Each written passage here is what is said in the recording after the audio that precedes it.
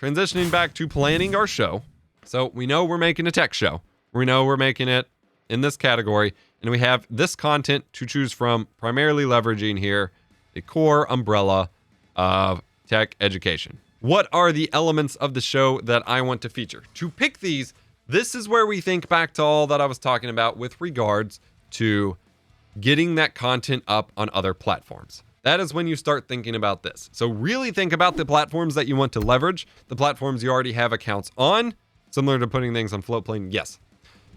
Think about the platforms you like. Spend a couple weeks actually viewing it, filtering results so the algorithms work in your favor, figuring out where you want content to go. So TikTok, Instagram, Twitter, YouTube, Vimeo, wherever the hell you want your content to go, break down where and why. So where and why.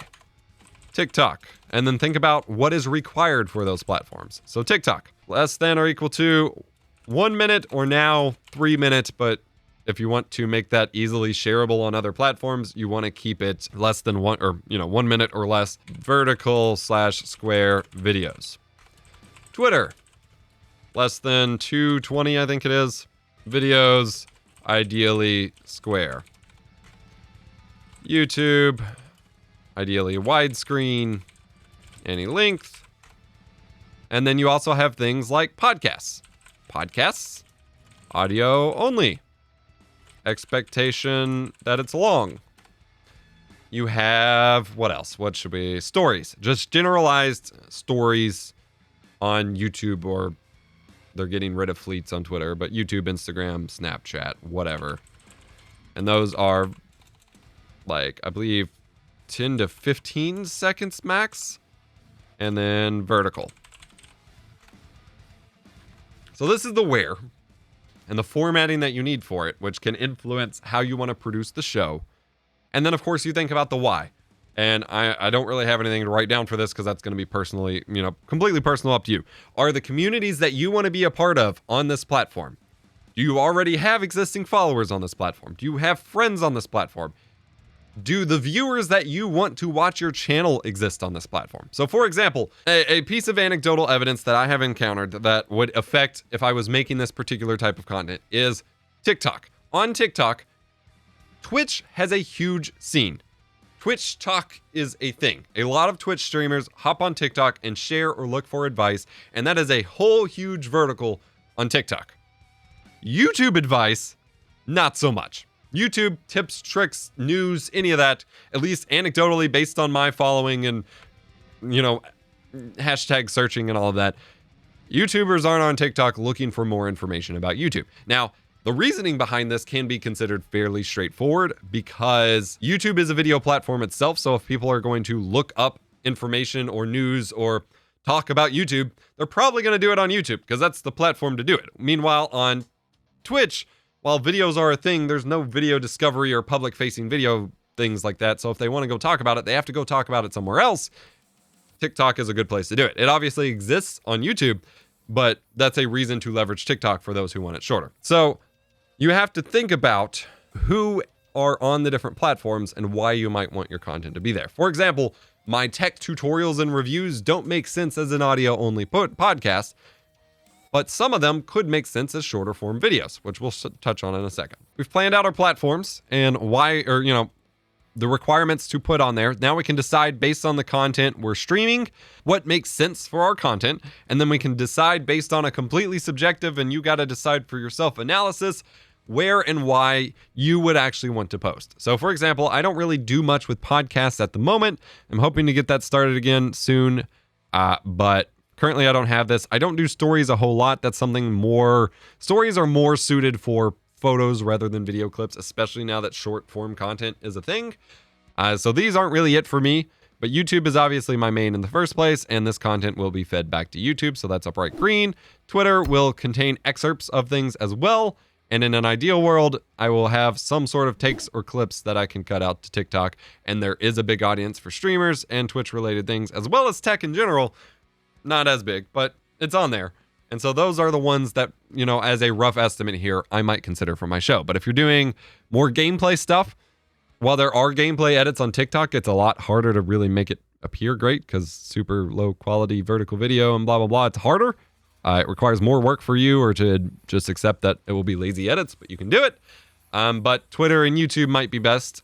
If you're doing like game console modding or something, YouTube and even pictures for your stories, or Instagram pictures or Instagram little clips might work best.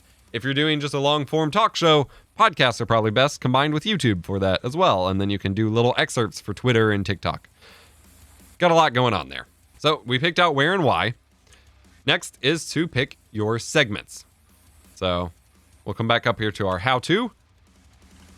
Choose platforms. Where, why, requirements. And then plan segments, which are the chunks of the show. The big misconception, which of course depends entirely on your objectives and the time that you spend streaming, but the biggest, I think, mistake that streamers make, even if they're not planning a show, but they're just streaming in general, involves only having a single thing happen on your stream. The worst kind of stream, unless you are the most entertaining person in the world or you're doing something incredibly unique, the worst thing you can do for a stream, be it gaming or otherwise, is to have a static scene where nothing changes and nothing exciting happens. So think about a gameplay stream, and if your gameplay stream is just, even if you have other scenes but you don't really use them, if your gameplay stream is just a face cam in the corner with your gameplay and maybe a chat overlay or something, and that's all that's ever really shown unless you have to run to the bathroom, that's a pretty boring stream. Even if your gameplay is great, unless you're a top tier entertainer or doing some crazy unique thing in your gameplay, you might want to change that up. Attention spans are really short. You'll notice movies and TV shows are constantly cutting different camera angles and close-ups and making sure there's always action because people tune out really, really quickly. Same thing applies there. You want different scenes. You want to, I think a big thing I pointed out, I think it was during our Discord stage channel yesterday. A big thing that I don't think people think about is that if they are getting chat, like, it's okay to put off chat a little bit if you're focused on gameplay or whatever subject you're talking about right now, like me teaching this. It's okay to put off chat for a minute here or a few minutes to finish your thought or to finish what you're doing, but you have to make sure you come back to your chat or to your sub alerts or to your follower alerts or whatever your secondary interactive element is. You have to make sure you come back to it. And people don't often do that. When they're game streaming, they may try to squeeze in a chat interaction between matches, but they're still queuing up matches and just rolling through matches one after another without taking a break. And frankly, in between matches, you should be disconnecting and not re-queuing, switching to a just chatting scene or something else happening and interacting with your chat for a few minutes to give them that break and to give them that interactive time and to reduce the dead air that happens during your gameplay, and then go back into the game. And frankly, that break from the game, if you're losing or getting tilted, will actually help you stay positive and more enjoyable to watch in your stream anyway in the first place. So that's really powerful. Should frequency or schedule determine when or why? Also, like TikTok requires a ton of uploads, whereas YouTube hurts if you post more often. Yes, that includes in the requirements. So requirements: length, format, frequency. We'll just say audio visual for now. So frequency is a big deal. I have seen a lot of TikToks where, so just as a note, on most platforms, and I realize the incredible contradiction I'm creating right now, but on most platforms that are short and mobile oriented, the channels that are gurus on how to grow really quickly on those platforms are usually making up a lot of their tips. And the same applies to Twitch Talk. I am calling those out all the time on my own TikTok, tiktok.com/@EposVox, by the way. But they are making up about half of what they say. I'm making that up number myself. That's how made up this all is. I'm making that number up myself. But they are making up a ton of their tips. And some of those tips include how often you actually have to post. There are generally no rules for that. Now, people can actually study, especially people who have access to like aggregate channel data. They can study and find out how that affects things. But they don't necessarily have the be-all, end-all answer. And then there's made-up tips like there was a bunch going around for TikTok and Instagram saying you have to interact with X number of posts in order for people to find yours. That's not it. That's them wanting you to interact with their posts to boost their channel. No platform on earth cares if you're interacting with other people in order to promote your content, because a viewer isn't measuring that when they go watch you. So with YouTube specifically, just as a little nugget of information, you get 3 video notifications going live per 24 hours and 1 community post. So within a 24-hour span, if you post more than 3 videos, you do not have notifications sent out to viewers. Now, you have the chance of alternating notifications for viewers who have personalized notifications instead of all notifications. They may only get, they may not get one of your videos because YouTube doesn't think they'll click on it, but they may get the one that no one else is getting. But ultimately, in terms of the push notifications, which is what the culture relies on at the moment, I hate it. I disable all push notifications, but you only get 3 for 24 hours. So if you plan on posting a ton of content, just posting it to YouTube may not work if you're planning on posting a bunch to YouTube, because eventually your viewers will stop seeing it, and if they're not clicking on it, then YouTube stop promoting it as much and blah, blah, blah.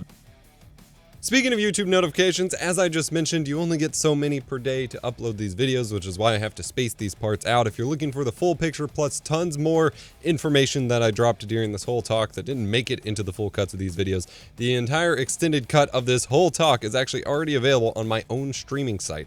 My videos are higher quality there, ad-free, and often extended from the YouTube version, like this one. The site is called Nebula, and we've partnered with CuriosityStream. Nebula features YouTube's top education creators such as MKBHD, Lowspec Gamer, and Thomas Frank. CuriosityStream saw what we were doing for educational content and wanted to partner up. We've worked out a deal where if you sign up with the link below, you not only get access to CuriosityStream and their library of thousands of documentary and educational content, but you get access to Nebula for free for the entire duration of your subscription to CuriosityStream. For a limited time, CuriosityStream is offering a 26% off deal off of their annual plan, making it less than $15 per year for both CuriosityStream and Nebula. While you're there, check out Becoming Martian to learn about how we need to evolve, how we live, also how we exist in order to live on Mars in the future, which seems to be something that people want to do now. Head on over to curiositystream.com/epos for the best deal in streaming. Sign up today. This doesn't affect the subscriptions feed, but it does affect your push notifications. And you only get one of those community posts, tab posts. So if you want somewhere you can post really frequently, the more mobile-oriented platforms where they want as much content as possible, like TikTok or Instagram or Twitter, kind of even, good to go there. TikTok is a platform where you could probably never post too much because they're always trying to push more and more content. And frankly, most of your content, you're unlike YouTube. So YouTube, this is a complete tangent, but I want the information out there since someone might ask. With YouTube, a lot of your viewership is kind of heavily influenced by who watches in the first few hours. Now, YouTube's algorithms and systems and search and discovery system will eventually figure out who is supposed to watch your video long term. But if you get a ton of videos really quickly or a ton of views, really quickly within the first few hours, that gives YouTube a ton of information to properly promote your videos better and show that it's performing well or not performing well. Whereas on a platform like TikTok, half the time, if you post a TikTok video, you may not see views for hours because people aren't just pulling up their TikTok follower feed and going and watching that. Some people heavily curate their followers, but a lot of people, and especially, randoms that are going to find you, are just in their For You page. So most of my TikToks, even I'm sitting at 17.9K followers right now, which sounds big, but isn't for TikTok. Most of my videos don't even take off until overnight. I'll post it, go to bed, and I'll wake up and it has an actual view count. Whereas on YouTube, I am refreshing my real-time analytics every couple minutes for the first few hours. So there's a big difference there as well. Does notifications apply to YouTube Shorts as well? So they no longer push. So the short answer is no. Both in the sense that they don't count against your notifications total, but also viewers won't be notified of them, which is kind of a double-edged sword.